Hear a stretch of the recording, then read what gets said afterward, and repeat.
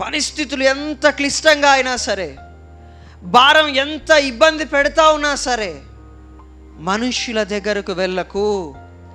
ఈరోజు సహాయం చేసినట్టే చేసి రేపొద్దున నిన్ను వెక్కిరించవచ్చు. ఈరోజు సహాయం చేసినట్టే చేసి రేపొద్దున నిన్ను అవమానించవచ్చు. నేను లేకపోతే వాడికి బతుకెక్కడిదిరా అని.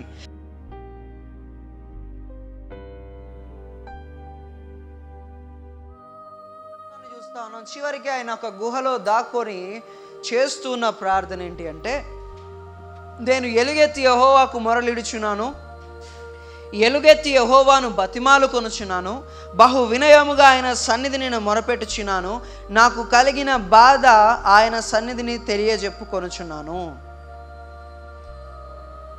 ఆయన పరిస్థితి ఏ విధంగా ఉంది అంటే, కష్టపడి కట్టుకున్న రాజ్యం, ఎన్నో యుద్ధాలు చేసి నిలబెట్టుకున్న రాజ్యం, ప్రాణాలకు సహితం లెక్క చేయకుండా ఎదురెళ్ళి ప్రాణాలను అడ్డుపెట్టి మరీ సంపాదించుకున్న రాజ్యం. ఆ రాజ్యంలోంచి పారిపోతా ఉన్నాడు.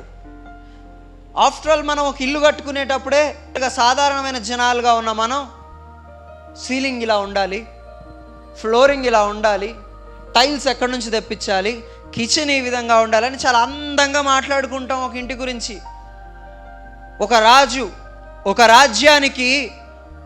ఒక రాజ్యానికి కదా దావీదు చక్రవర్తి, ఎన్నో రాజ్యాలు ఆయన కింద ఉన్నాయి. కానీ ప్రియమైన సహోదరుడా, అటువంటి ఉన్నతమైన పరిస్థితిలో గొప్పగా ఉన్న వ్యక్తి రాజ్యాన్ని వదులుకుంటా ఉన్నాడు, ఇష్టంగా కట్టుకున్న కోటల్ని వదులుకుంటా ఉన్నాడు, ప్రాణ భయంతో ప్రాణాలు అరచేతిలో పెట్టుకొని గుహలోకి వచ్చి చేస్తున్న ప్రార్థన. ఇది చాలా ప్రాముఖ్యమైన ప్రార్థన. ఈ ప్రార్థన మనకి నేర్పిస్తూ ఉన్నది ఏంటంటే, మొదటి వచనాలలో మామూలుగా కొంతమందిని చూస్తూ ఉంటాం.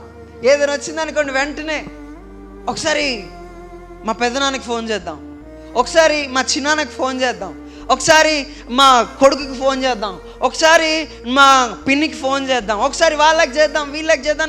హడావుడి. ప్రియమైన సహోదరుడా, దావీదు నీకు నేర్పిస్తా ఉన్న విషయం ఏంటి అంటే, ఈరోజు ఆయన రాజ్యాన్ని వదిలేసుకోవట్లే, ప్రాణం పోద్దేమని భయపడి పారిపోతా ఉన్నాడు, కోటలోంచి పారిపోతా ఉన్నాడు. కనీసం ఉండడానికి నిలువ నీడలేదు, ఎక్కడో అడవిలో ఒక గుహలో బ్రతుకుతా ఉన్నాడు. ఆ గుహలో ఆయన చేస్తున్న ప్రార్థన ఏ విధంగా ఉంది అంటే, ఏదో గొప్పగా స్తుతించినట్టు, గొప్పగా ఏదో చేసినట్టు కనపట్ల. ఆయన నాకు కలిగిన బాధ ఆయన సన్నిధిని తెలియజెప్పుకొనుచున్నాను. ఈరోజు ప్రియమైన సహోదరుడా, ఈరోజు నీ గుండెల్లో భారం రోజుకి పెరిగిపోతూ ఉంది. నువ్వు ఎదురించలేని కష్టాలు నీ ముందున్నప్పుడు మనుష్యుల సహాయమును ఎన్ని రోజులు వెతికినా మనుష్యుల సహాయము వ్యర్థము. ఒక గదిలోకి వెళ్ళు, తలుపులు వేసుకో, నీకు ఏడుపు వస్తుందా, ఏడ్చుకుంటా దేవునికి నీకున్న బాధ ఏంటో మొత్తం చెప్పుకో. నీకు ఏడుపు రావట్లే, కానీ గుండె అంత భారంగా అనిపిస్తూ ఉందా, ఆ భారంతోనే దేవునికి ఏదైతే నువ్వు ఒక మనిషికి, నీ ప్రాణ స్నేహితుడికి చెప్పుకుంటావు, అదే విధంగా నీకు కలిగిన బాధ అంతా చెప్పుకో. ఎందుకు అంటే, ఈ లోకంలో మనం నమ్ముకొనదగిన సహాయకుడు, నమ్మకమైన సహాయకుడు ఎవరమ్మా? ఆయనే. హల్లెలూయా.